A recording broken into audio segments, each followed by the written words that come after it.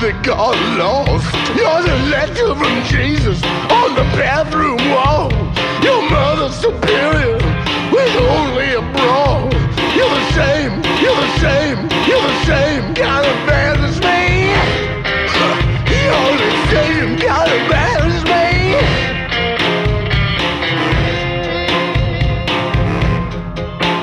I'm the hat on the bed, I'm the coffee instead. I'm the fish that could bait, I'm the detective of late. I'm the blood on the floor, the thunder and the roar. I'm the boat that won't sink, I just won't sleep a wink. You're the same kind of bad as me. You're the same kind of bad as me. You're the same kind of bad as me. You're the same kind of bad as me. No good, you say? Well, that's good enough for me. That's good enough for me. I got the lady herself, Miss Katie Simone, sitting next to me. Lady? The lady herself, the lady in the flesh. That's no lady, that's my wife.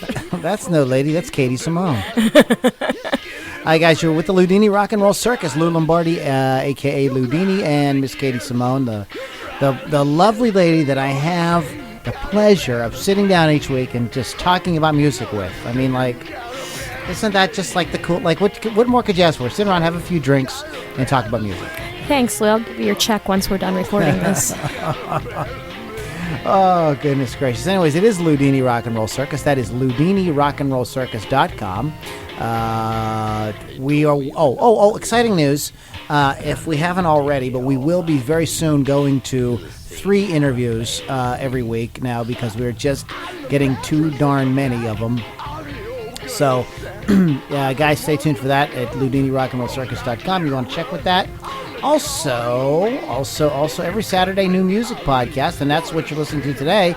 Saturday, September 17th, we've got a great show for you. Lots of birthday shout-outs, and, of course, our favorite This Day in Music. And today's topic, I should say, is when musicians steal from each other. And we should have played the song Stealin'. You're right. And we're not talking about when musicians steal each other's spouses or anything like that. Oh, that goes without saying. Because that's, if you're not doing that, then you're doing something wrong. Exactly. But anyways, Loudini Rock and Roll Circus, real quick shout out to our sponsor, Positively Pittsburgh Live Magazine. That is pplmag.com. Let's get a little music going on in the background here for us. I always create these playlists. It's just like fun stuff to do. And there's usually a method to it, like a little method to my madness here. But anyways, Loudini Rock and Roll Circus, and our sponsor is Positively Pittsburgh Live Magazine. That is pplmag.com, Pittsburgh's first internet radio, TV network, online community, and business directory. You can listen to, watch, download, receive emails with the latest audio and video created by the freaking members of the freaking community. You can read articles and get coupons and find businesses. You can learn about all kinds of crazy stuff, all the way from like health and fitness to how to write a book to tips on business. It's a great cool place. If you have some wares to peddle, you might want to have your own magazine page where you can publish your own articles and audio and video. That is pplmag.com. Check it all out. Yes, today's topic is we're going to talk about musicians stealing from each other. Now, we're not talking about stealing each other's spouses, Katie. What? you home wrecker, you. No, we're talking about there's been some really high profile cases in the history of rock and roll where one band puts out a song and another band puts up a hand and says, excuse me, we did that first. And most recently there was the case with Led Zeppelin and the band Spirit, which Led Zeppelin did win, but I guess Spirit is now appealing because they want to have their court costs paid for. They feel gypped. I feel like the whole thing was, they got ripped off, so they want to get their court costs paid. In a case like that, court costs are into the hundreds of thousands. It's like, Sorry, guys, I have a frog in my throat. She has a frog in her throat. A frog in my throat. I got frog in my throat. An actual frog in my throat. Mother, I got frog in my throat. I can't do the podcast. I got frog in my throat. Shut up. Okay, foggy throat. This is latest from Katie Simone band, Frog Throat. Frog.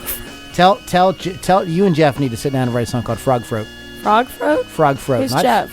Isn't that his name? Oh, Sean. Oh, he'd be so mad if if he listened to this. He would be so mad about that. I love both those guys. Yeah, but he'd be pissed. He'd be mad. He needs to calm down. I know though. I know what it's like when you and your dad are in the same business. Believe me. Yep. You know, this was before we started on the air today. I just remembered I forgot to tell my dad that his Aunt Tina, my dad is going to be 76 years old, and his aunt, who's like 700 years old, dropped in to see him today, like unannounced. She tried to surprise him, and you know, she came all the way from Ohio, and I'm like, sorry, but I forgot to tell him, so, you know. Aww. I'll hear about it. There'll be a phone call. Why didn't you tell me Aunt Tina stopped? And like, because I'm trying to run a freaking business. Anyways, so I don't know how we got to that. But anyways, we're going to be talking about some very interesting cases here. One of my, and you guys can, we talked a little bit about this on Facebook today, or this week. You know, there's some interesting, there's some really interesting ones here. And we're going to play you some of the songs back to back and see if you can hear, you know, what you think about that. But in any case, we're going to go ahead and get started with some music. We got today on the podcast, we've got Lush Camp, Highway 4, and the Honey Riders. So let's go ahead and play a little bit of something here. Let's get some indie rock going on here.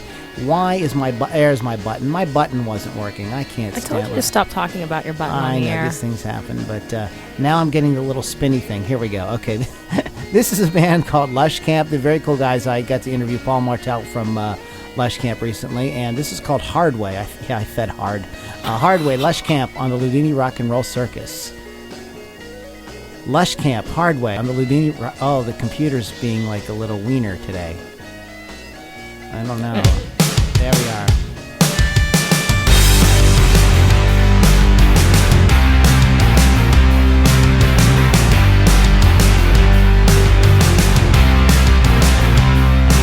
Hold on a little tighter.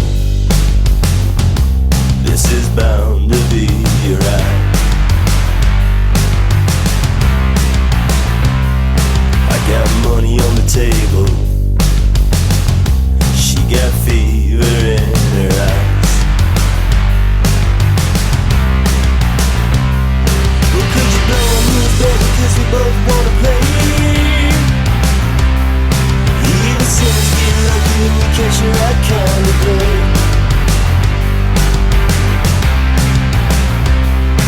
We'll burn a bit brighter. Heartbeat rhythm on the rise.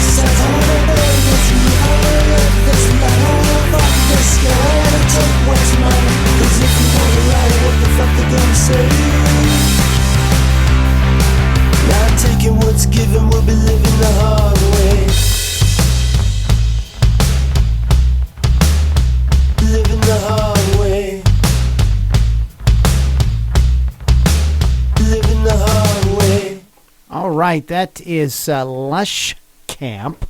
And I'm attempting to do, I'm sorry, I'm doing stuff on the computer and trying to announce records and everything at the same time. We had a little technical difficulty there in the beginning.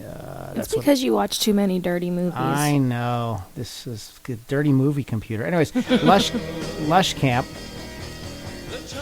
That is lushcamp.com. Brooklyn-based indie rock outfit. Lush Camp makes alternative rock music that ignites the senses and captures the bittersweet flow of memories. Paul Mattarelli is the sort of catalyst for this project, and you can go to lushcampmusic.com, and check out everything they have going on. I got to meet Paul recently and did a cool interview with him. He's a cool guy. Rock bands stealing from each other. I think that the problem was this article we're about to read. I think that's what was slowing the computer up, so we'll try to get through this and then hopefully get back to music here in a second. So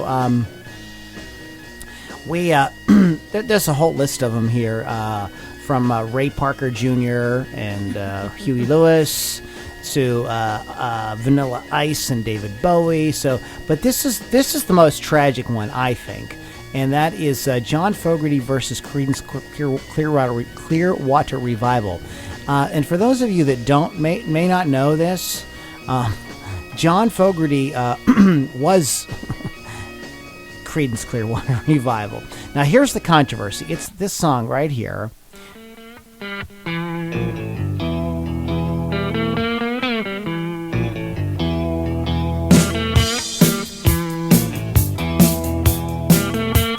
This is John Fogerty off the album Centerfold. Centerfield. Centerfold was Jay Giles. Centerfield. Good thing you're here tonight. All right, check it out. Okay, cool. Good groove. Big hit in the early 80s. Now, about 10 years before, he did this thing.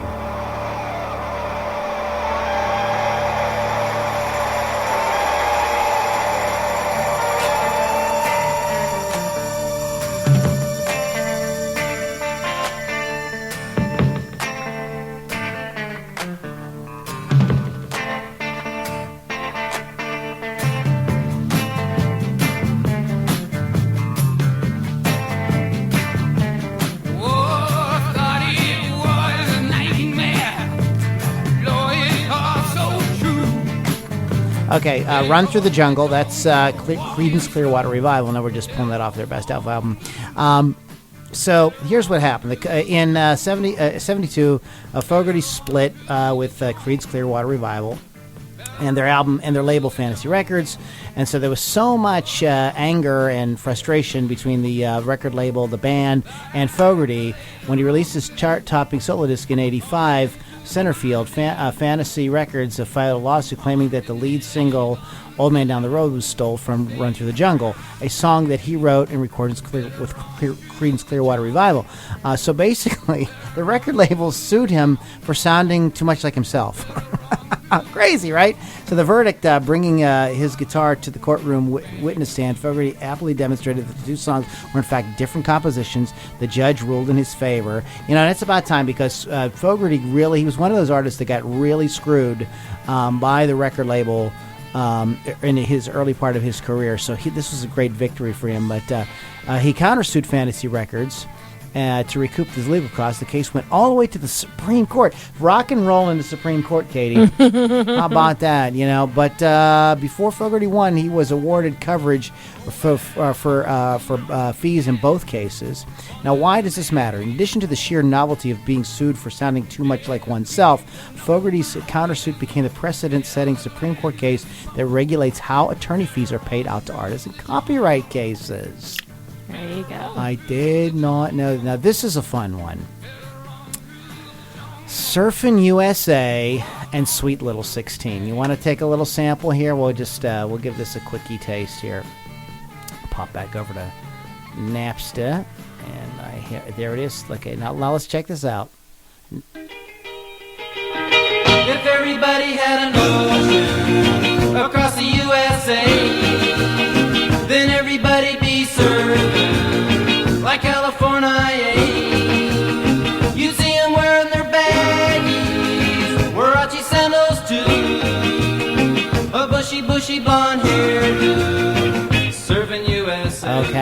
And now, Sweet Little 16. They're really rocking in Boston and Pittsburgh, PA, deep in the heart of Texas and round the Frisco Bay, all over St. Louis and down in New Orleans. So what do you think, Katie? Dead ringer, but I mean, I'm just gonna say this maybe because I'm just a jaded former blues artist. Every blues song sounds the same. Like, there's only so many chord progressions in blues and early rock and roll. It all sounds the same, and it's no knock on any of it. Yeah. Everybody's gone surfing USA. I don't know. I think there's a little bit more going on than just the fact that it's the same chord. I mean, it's the same cadence, same melody. Yeah, almost exactly. The same idea of like going all around the country, which is Surfing USA is too. Yeah, I mean, pretty much. But the case of the California Boys often incorporated rock and roll pioneer Chuck Berry songs into their early concerts. But 58's Sweet Little 16, Beach Boys composer Brian Wilson sent Wilson into overdrive. Inspired by Berry's rapid-fire references to American cities, he recast the song in a sort of the idea of this fun in the sun sort of sport. Wilson penned a new set of lyrics listing off the hot surfing locales across the Pacific Coast. Wilson said he intended the song as a tribute to rock guitars, but Berry's lawyers used another term. Plagiarism. The verdict, with the threat of lawsuits looming, Beach Boys manager and Brian Wilson's father, Murray Wilson, agreed to give the publishing rights to Arc Music, Berry's publisher. However, Berry's name wouldn't appear on the songwriting credits until 1966. Now, why does this matter? Although the genre was built on a handful of standard three-chord progressions and blues licks, the Surfing USA incident was one of the first major plagiarism scuffles in rock history. But you're right, Katie. You know, I mean, how many... chords, and the next one we're going to do is going to be another one like that. But go ahead. I mean, even like just talking about like a riff that's like super like distinct, like one of my favorite blues guitar players, Elmore James, "Dust My Broom." Right. You know, I mean, how many of his songs start off with that lick, but how many other blues songs were written by other artists, like, start off with that exact same lick, so specific, I mean, it's just, there's only so much to work with whenever you're trying to write something in a certain vein, I think. I think that there's a point to that, but let me put it this way. What would happen if somebody used the Satisfaction riff? So it's like it's a gray area, you know what I mean, and it's up to like interpretation between the two parties. But to check this out, here's another one. This is one that I think I don't have for us, but we could talk about it for a second.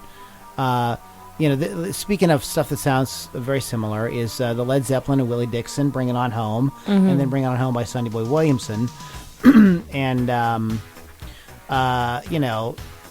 and then it was "A Whole Lot of Love" and "You Need Love" by Muddy Waters, written by Willie Dixon. Okay, and there's two tracks by Led Zeppelin, and who both Led Zeppelin owes a lot to the blues. But both suits were settled out of court for undisclosed amounts, presumably large sums. Songwriting credit reverted to Dixon in the case of "Bring It On Home," and his name also included on "A Whole Lot of Love," along with the rest of Led Zeppelin. Despite the cost, Robert Plant was unbothered by the controversy of the song. Page's riff was Page's riff, he told Musician magazine in 1990. It was there before anything else. At the time, there was a lot of conversation about what to do, and it was decided that it was so far away in time and influence that, well, you only get caught when you're successful, and that's the game. So let's talk about this one. Let's skip down to this one since the song is playing. Check this out. Now, I want you guys to listen to this. We're going to back this up. Let's start this again.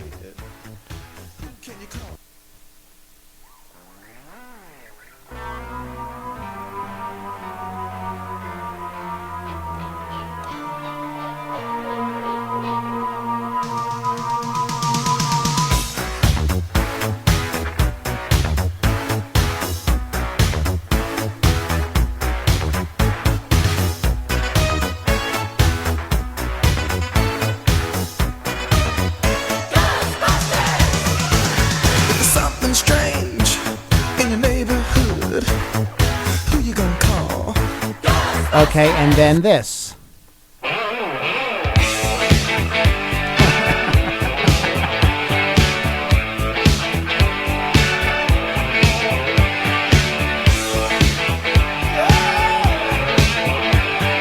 Ghostbusters. Okay, this was a really big case because the movie Ghostbusters was so huge, and that song in '84, the Ghostbusters theme by Ray Parker Jr. was just like, I mean, you could not go listen to the radio for 20 minutes and not hear it. It was just everywhere. Are you familiar with this story at all? Vaguely, yeah. But the producers of the film Ghostbusters originally approached Huey Lewis to pen the film's theme, but he was already committed to work on Back to the Future, so he declined. So producers tapped Ray Parker Jr. to do the honors, apparently directing him toward a sound that could be described as Huey Lewis-esque. Lewis himself certainly thought so and filed a suit against Ray Parker that he lifted the melody for his own song, I Want a New Drug. The verdict, the pair settled out of court in 95 on the condition that both parties refrained from speaking about the suit in public.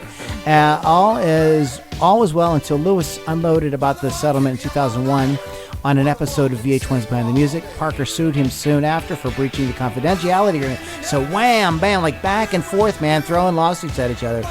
Though no legal precedents were set, the lawsuit's ghostly reemergence served as a strong reminder that confidentiality agreements weren't just a formality. And I heard something else very weird about this story. What was it when Ray Parker sang "Bustin' Makes Me Feel Good"? No. That always kind of struck me as a little uncomfortable.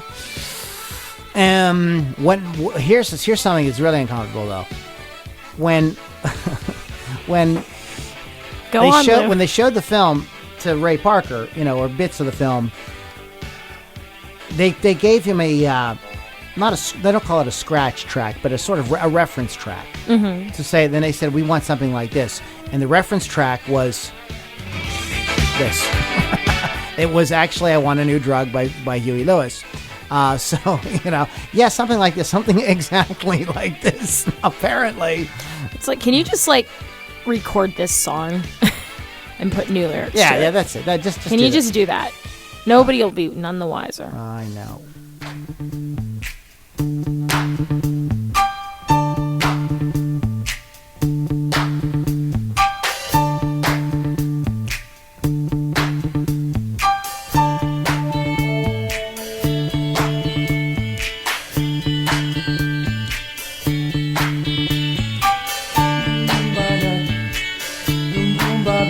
Saying Kumbaya. I think it's Boomba Bay. I don't know. Okay, this. Now I think that this is pretty much goes without. I don't think you can say anything except that this was. No, he's got that extra note in there. Dun, dun, dun, dun, dun, dun, dun. Let's kick it. Dun, dun, dun, dun, dun, dun, dun, dun, dun. Okay, they have that. They have that pickup note. Yeah, that's. And that, yeah, right. Well, I don't think so because how it went down was like this: Vanilla Ice versus Queen and David Bowie. To anyone with functional eardrums, it's clear that Vanilla Ice's pop rap crossover hit sampled the bass lines of the '81 Bowie-Queen collaboration Under Pressure. But Ice famously insisted that the two melodies are distinct, because he added an extra beat. Well, that's a pickup note there, not really an extra beat. Representatives for Queen and Bowie weren't laughing and threatened a copyright infringement suit. The verdict, the case was settled out of court, costing Ice an undisclosed sum and earning him a non-insignificant amount of public scorn. Yeah, he really became kind of like a pariah after that. Ice Ice Baby sparked the discussion about punitive actions taken in plagiarism cases. While copyright laws do a fair job of protecting the financial interests of artists, there are fewer measures in place to protect their creative interest.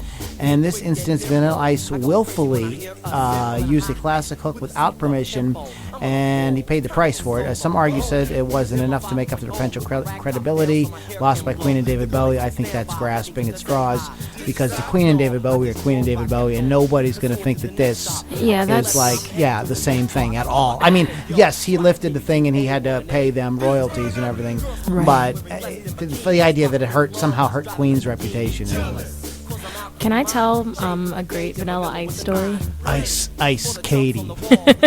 Katie Simone, everyone. Okay, I don't know if you've ever heard this story, but for those of you guys who know, Tom, the guy that I play acoustic shows with, he was in a band, still is in a band locally called 3 Car Garage. They've been around forever. Well, apparently back in the late 90s, they were on the bill for this show in Pittsburgh, and the headliner happened to be Vanilla Ice. So just to be, jerks while they're while 3 Cars playing their set, Tom just starts playing this little hook on the guitar. Ding, ding, ding, ding, ding, ding. Well, apparently Vanilla Ice was like backstage, and he ran like out onto the stage. He's like, man, no, don't do that, man. It's all I got. Come on, man. That's all I got. Don't do this to me, man. All I got.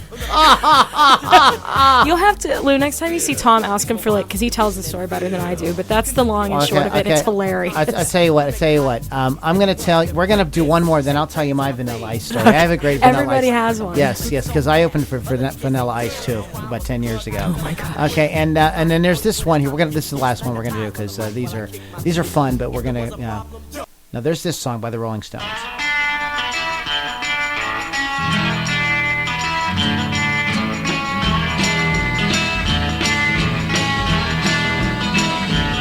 Well, I've told you once and I've told you twice, but you never listen to my advice. You don't try very hard to please me. Now, the Andrew Oldham Orchestra did a version of this, and they took that guitar riff right there and made it sound like this.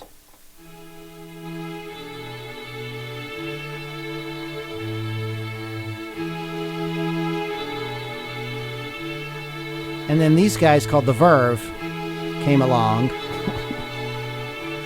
and, took the whole thing and added some drums and bass and some singing and created a song that I think is a great song, by the way. I think this is such an amazingly wonderful song. One of my favorite 90s songs. Yes.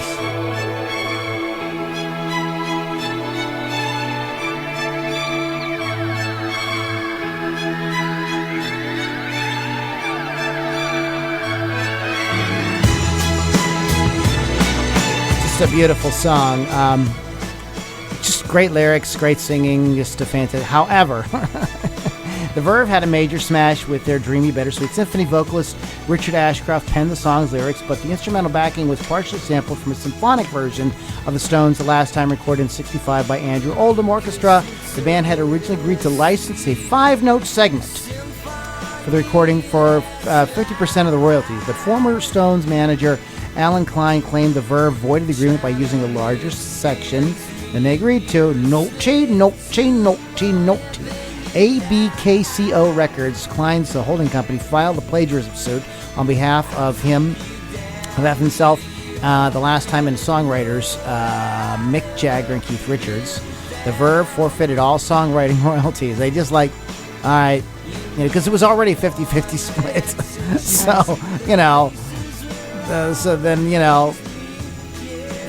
okay, well, now you get it all. So when you buy the song now, it no longer has Andrew Oldham's name on, or not Richard Ashcroft. Richard Ashcroft's name. It says Richard Jagger on it. So they got the whole thing. Another former Stones manager who owned the actual recording that was sampled sued the band in '99 for $1.7 million in mechanical royalties. In the end, the Verve lost all control of their biggest hit. It was used in a Nike commercial against their wishes, earning them no money and crushing their sense of artistic integrity. I'm sick about it, Ashcroft said later years. The final onslaught came when Bittersweet Symphony was nominated for Best Song Grammy, with Jagger and Richards named on the ballot. Oh, man, what a kick in the teeth. I know. The saga of Bittersweet Symphony can either be viewed as cautionary tale or one of the most unjust chapters in musical copyright history. Though the Verve sampled a cover of the Stones song, it was a portion written by orchestra manager David Whittaker, who was not credited in any of the recordings. See, that's BS. That is not cool. Yeah. I love the Stones, don't get me wrong, but come on, guys. Exactly. So why you gotta be like this? As they would say in our hometown, why Gene Scott can't be like that? Exactly. Since it came, Ain't you these guys ain't got enough money? and since it costs so much money, you're just paying jagoffs. Nah, This is not cool, man. not cool. You didn't think that. Probably Nick and Keith probably had almost nothing to do with it. It sounds like it was a whole thing with managers Oh, and I'm lawyers sure. and everything like that. But anyway, so that's pretty much it. So, I don't know. When we come back, I'll tell my Vanilla Ice story, and I want to mention a song or two, and maybe you can think about one while we're playing the next song that could be on this list. Mm-hmm. I have one specifically in mind. We'll talk about that in a second. Anyways, let's promote another indie artist here. I just saw these guys opening for Tyler Bryant the other night, and this is Highway 4 from their latest record, Matter of Time. And they were great. Tyler Bryant was fantastic. It was a great show. Matter of Time is their latest album, Highway 4. Great game on the Loudini Rock and Roll Circus.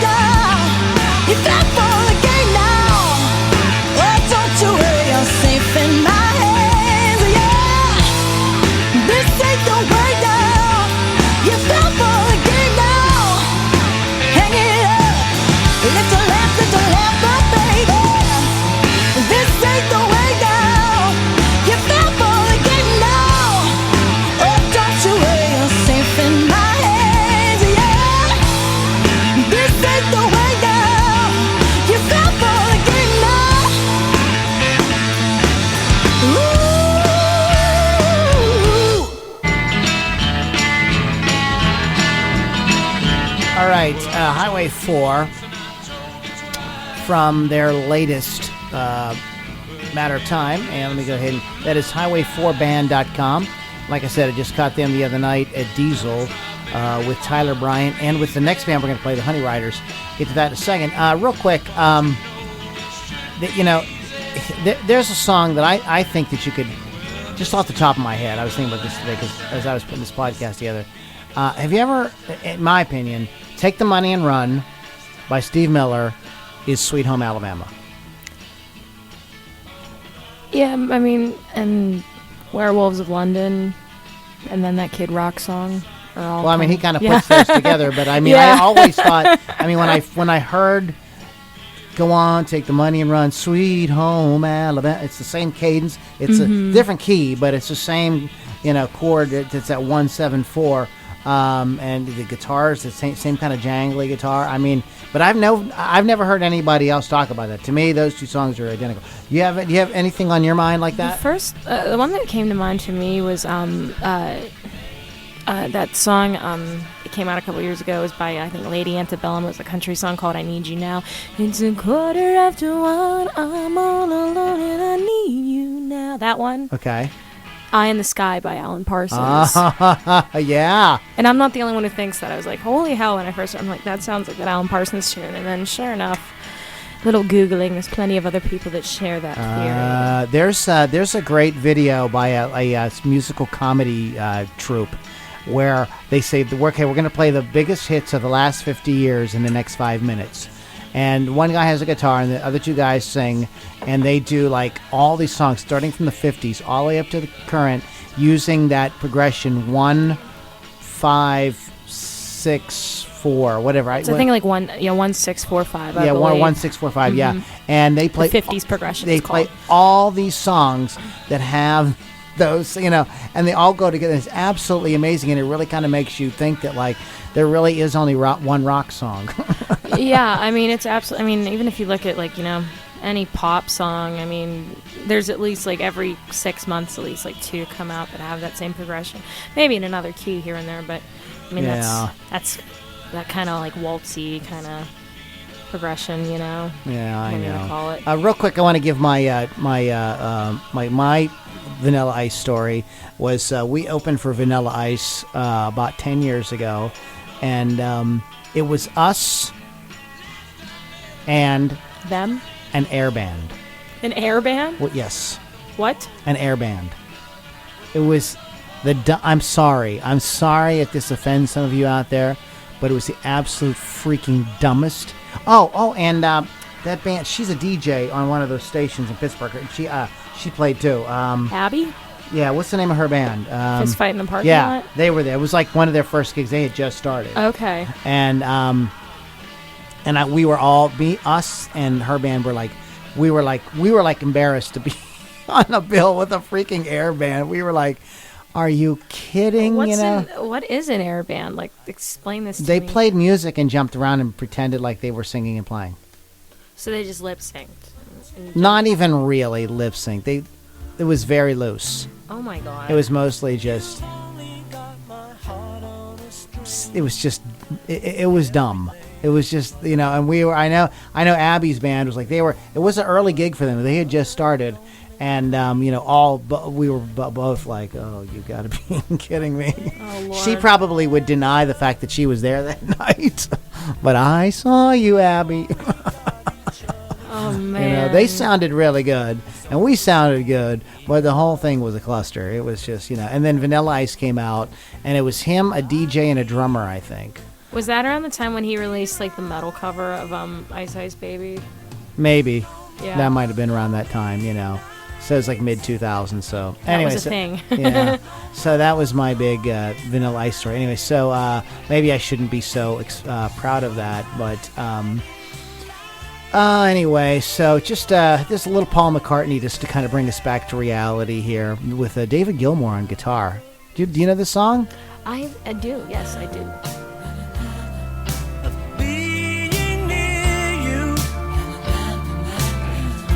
Beautiful song. Anyways, so let's go ahead and give a few birthday shout-outs. This day in music, you know what? The Rolling Stones did something. The Beatles did something. Madonna did a couple of things. That's pretty much all you need to know.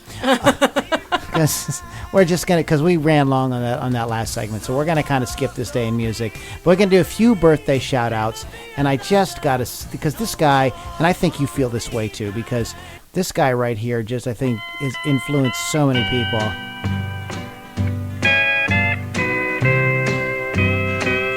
You're cheating hard. And I mean, in a lot of ways, Hank Williams is as much of a rock and roller as Jerry Lee Lewis or Elvis or anybody like that. So Happy birthday to Hank, the Hank, born on this day, Mount Olive, Alabama. Mount Olive, Alabama.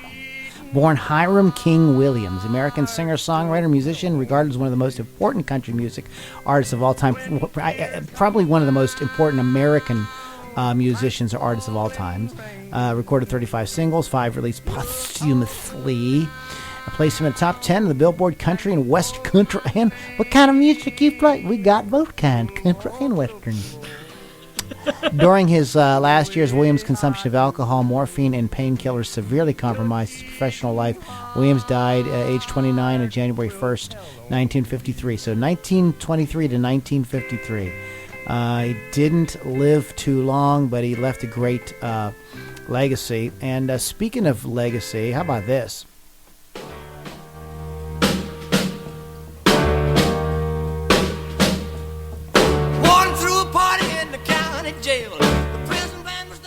Okay, and everybody knows that. Why don't you tell the kids at home about this guy right here? Okay, 1926, Bill Black, Elvis Presley's bass player from 1954 to 1957.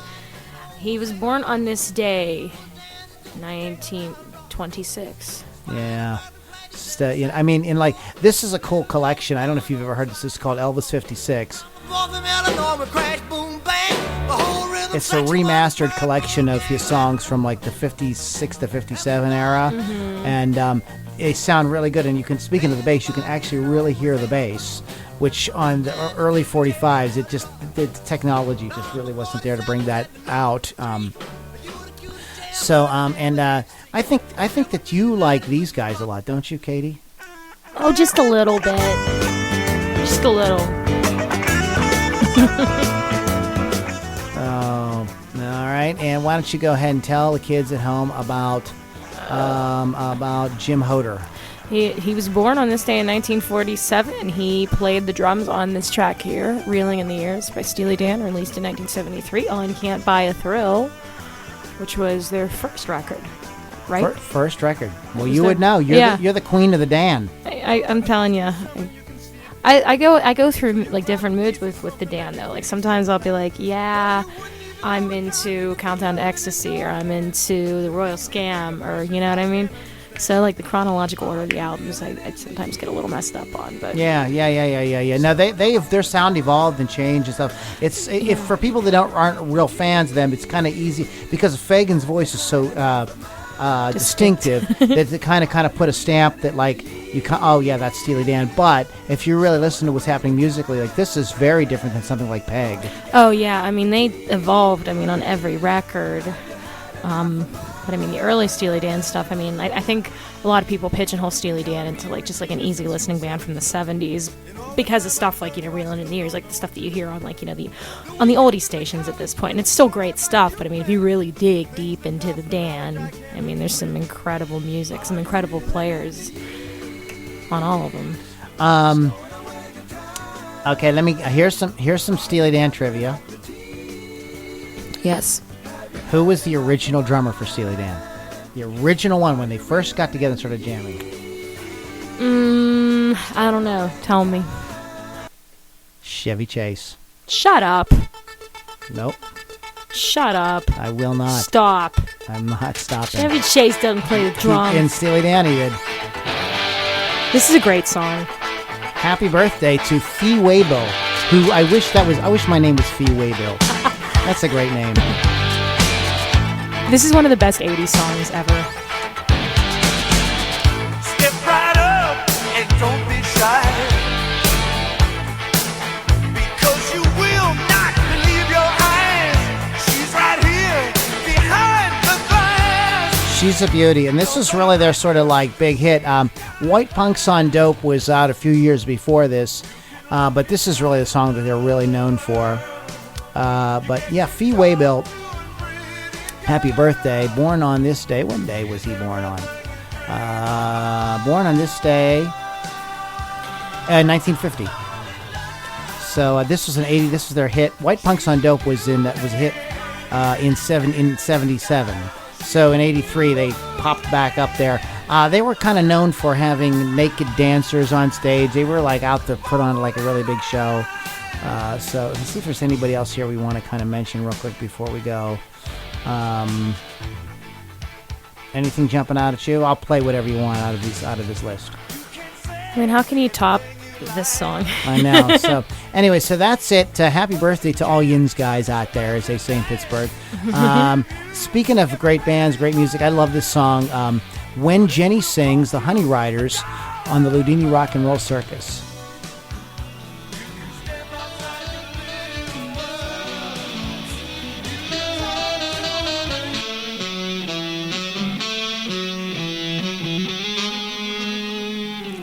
Pale white girl puts a beat up guitar case on the ground. Pulled hair back, won't stare back, cigarette in her mouth. Granola, not older than 23, maybe 24. She smolders, her shoulders rise and fall as she hits the floor. What happens next, I can't really describe, but it's what this song's about, so I gotta try. Then Jennifer sings, my God, it must be an angel, must be an angel. When Jennifer sings, see Jennifer's wings. Then Jennifer sings,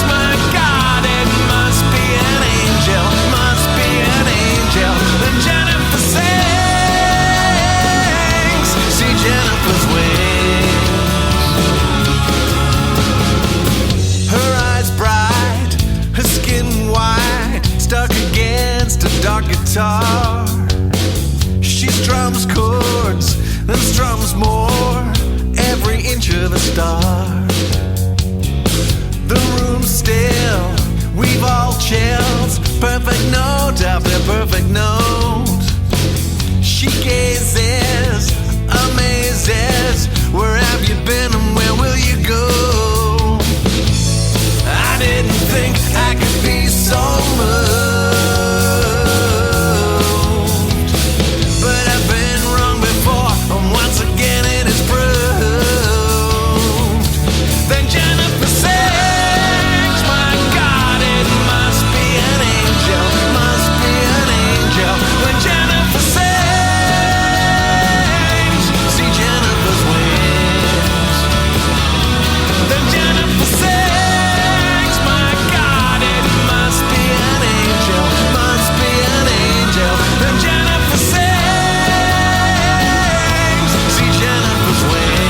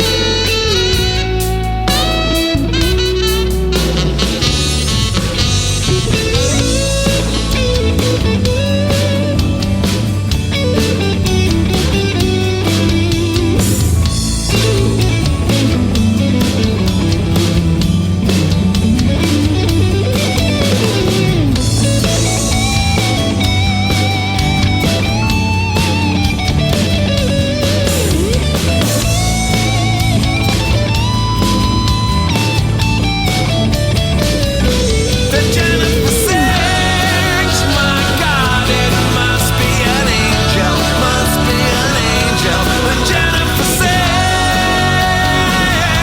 see Jennifer's wings.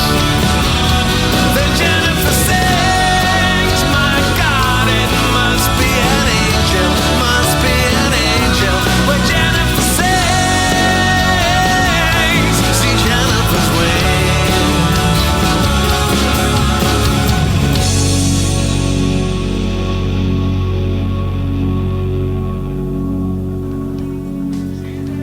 Yeah, that's the amazing Honey Riders I got to I interviewed Mark Fern from the Honey Riders. I believe that's up on our website, LoudiniRockandRollCircus.com.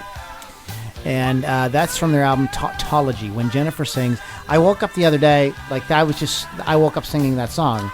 It's a great tune. They're one of my favorite bands to come out of Pittsburgh in a long time. Yeah, really good. And great songwriter. yeah, so it was a great show the other night with them, Highway 4, and Tyler Bryant, not Tyler Perry. I interviewed this band. I'll have to play their song called Morgan's Road. Really cool band. They're like an Americana act from North Carolina, and their guitar player is Tyler Perry. That's his name, but he's not that Tyler Perry. I was looking at their notes and going, wait a minute, Tyler Perry's in an alt country Americana band? Different Tyler Perry. But anyways, that's the Honey Riders. Let me give you guys the website information there real quick, and then we got to get out of here. TheHoneyRiders.com. So check them out. They are playing all around the area. Great band. They sound just like that live too. Like great singing, just freaking fantastic. Highway 4band.com, and that's the number 4, Highway 4 number 4band.com. And then at the beginning we had Lush Camp, and that is lushcampmusic.com. What's going on for today, Saturday the 17th? Where are you jamming? Where can we go see you? Oh, I'm at the Hard Rock tonight. Hard Rock? The Hard Rock Cafe in Station Square. With who? Who are you playing with? With Rich Monheim, my 80s band. Sweet. Yep, we'll be there. We're the only band, so we're playing all night. That sounds like a good time. I'm playing a private show. I'm playing a wedding with the loudest wedding band in the world. So, I mean, it's a very unwedding wedding kind of situation. We're doing stuff like Sabbath and Mountain. I love Mountain. You sound Mississippi Queen now. We're doing Mississippi Queen. Oh, that's a good tune. We're playing some Coney Hatch. You're doing monkey bars? Yep. Shut up! Shut up! I wish I wasn't playing. I wish I was a part of this wedding because this is like a great playlist. Yeah. So we decided to be we're doing we're playing the Smithereens and oh nice. Some stuff like that. So it's gonna be a good time. So are you guys gonna do some Molly Hatchet? Did you ever hear the joke? No. My cousin wanted to hire Molly Hatchet tribute band for his high school graduation party, but that's too expensive, so he hired Molly Hatchet instead. Oh, that's rich. Oh, goodness gracious. Anyway, so it's LoudiniRockandRollCircus.com. You can check out everything that's going on there. If you like the music we're playing, help us out by going to supportindierock.com, and you guys can check out what we got going on there. A lot of cool programs, and we want to do more for you, and we want to do more for the band, so go to that, supportindierock.com. Our sponsor, Positively Pittsburgh Live Magazine, pplmag.com. Check them out. Katie, why don't you go ahead and tell everybody at home where they can keep track of what you got going on. You can check out my website at www.katiesimonemusic.com. I think I paid the bill this month, so let's see. It might not be up. I don't know. See, this is why you want to support us, so Katie can keep her website up. Yeah, okay, it's still up. Everything is good. You can also follow me on Facebook and Twitter and Instagram, although I don't really post anything other than like cat pictures on Instagram. So, is this the fifth dimension? Yes. I need it. You want to know the story of the dawning of the age of Aquarius?